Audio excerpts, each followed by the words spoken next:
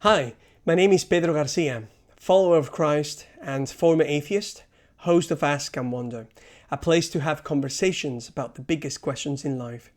In this series, Answers to the Big Questions in Life, I'll be sharing some of my answers to the big questions, those which led me from atheism to Jesus Christ. All answers that you will hear in this series you need to contextualize under a very important premise. No one can fathom what God has done from the beginning to the end. This is Ecclesiastes 3:11. The Bible itself, even from its most ancient wisdom, remarks something crucial. There cannot be ultimate understanding of infinite questions coming from a finite brain. In other words, what dies, me, cannot fully understand what is eternal, God. This is what seeking answers to the biggest questions does. It humbles you. The promise stands, though, that one day we will know completely. As the actual name we use to refer to them clearly states, the big questions in life, they are big. But how big? Well, for example, no one can know how big a place is until the place is actually measured. This is, however, a type of big you cannot measure. And with this, I'm starting to tell you much about the nature of these questions. Because these questions are as big as your will to find an answer for them. Another way to put it is this: the more you want to find an answer for them, the deeper the answer gets. In a sense, it is like someone walking towards the sunset. He might assume that he is getting closer to it, although he understands he will never get there. Why then, you might be wondering, should I ask the big questions? After all, aren't you saying that we will never fully get there? Well, that is a good question. You can be sure about something. After exploring these questions myself, I have realized that it is true that you cannot know ultimate answers about them, but yet you will realize that after putting together all the evidence you gather along the way, this evidence actually points to the existence of an actual answer. As a follower of Christ, I have always wondered if part of the answer has radically changed my life. What will the whole picture do when I know it? Although these questions won't have definite answers in this life, they will one day. That is God's promise. The state of being, of not fully knowing anything around us, applies to both Christians and skeptics. For example, as a Christian, in the sentence, God created the universe, I can explain to you who God is, but only as much as He has decided to reveal Himself to us throughout history, Jesus, and the Bible. When I say created, trust me, I cannot even begin to understand how someone can create something out of nothing, since creation from a human perspective presupposes the existence of materials already existing.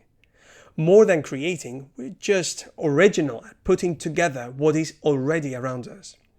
When I say the universe, I'm talking about something that I can only describe, but I cannot explain what the universe objectively is. As an atheist in the past, when I believed that the universe was everything that there was and there wasn't anything else, which is an opinion from a specific worldview, that of materialism, not a statement from science, I used to put all my trust in science, which proved to be a very faulty position in its due time. One day I realized that in order for us to do science, we need a brain, which is a given, and an universe to be explained, which is another given, let alone having a universe that can be explained and one that we can actually understand. The big questions humble us. This is enough reason to start asking them. Trust me, a little bit of humbleness will solve the majority of the problems we see in the world today. So why wonder? What will you gain from asking the biggest questions in life to yourself and others?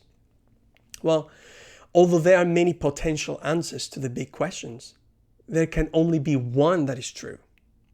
And if there is only one that is true, this means that this answer, whether we like it or not, unites us all.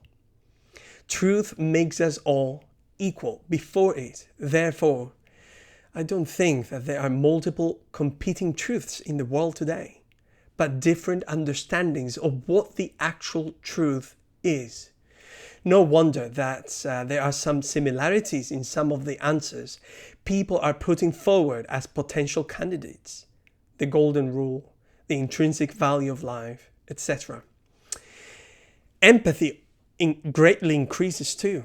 Even though I am a follower of Christ and I consider him the one absolute truth at all levels of the conversation, I respect and encourage conversations with others who don't think like I do.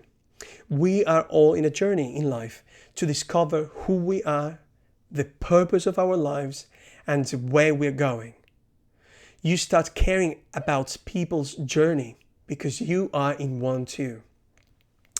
One word about empathy is necessary at this point.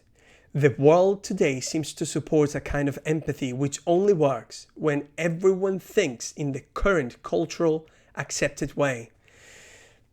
That is not empathy. Empathy is relating to other people's emotions even when they radically differ from your own perspective of life. The same with tolerance. In the past, we defined tolerance as different groups of people with very contrasting ideas who knew how to coexist together. Today, tolerance seems to have been redefined to mean something totally different. You are tolerant only if you agree with me. My opinion is this: in ultimate instance, truth overshadows both empathy and tolerance. If you worry about a position like this, I'll be glad to talk to you in the future about where absolute truth actually resides for me. In a person who said that to be a leader, you need to be a servant. In a person who treated everyone equally. In a person who cared about everyone so much, including you and me, that he gave his life to save us, and much more. In fact, it is because of Jesus Christ that I can understand the full scope of empathy and tolerance, as he, for example, actually asks for forgiveness for the same people who were actually killing him. As you see, asking the biggest questions in life has the potential to humble us, to make us all equal before ultimate truth, whatever that one might end up being. In my case, I truly think it is Jesus Christ, and to grow empathy towards each other. Lastly, if you would like to deepen your relationships and know people beyond what they do and they choose to say only, ask them the big questions. You will be surprised at how much depth there is inside the hearts of every human being, including people who are adamant to say that they are not interested in them. My theory is that everyone is interested in them, and either consciously or unconsciously, all our actions inevitably end up saying more about what we think the answer is than our answers themselves. What is your experience with wonder? How often do you ask the big questions in life? Are you in an environment that encourages them, either a Christian or non-Christian one? Let me know what you think about this in the comments below. Ask and wonder more.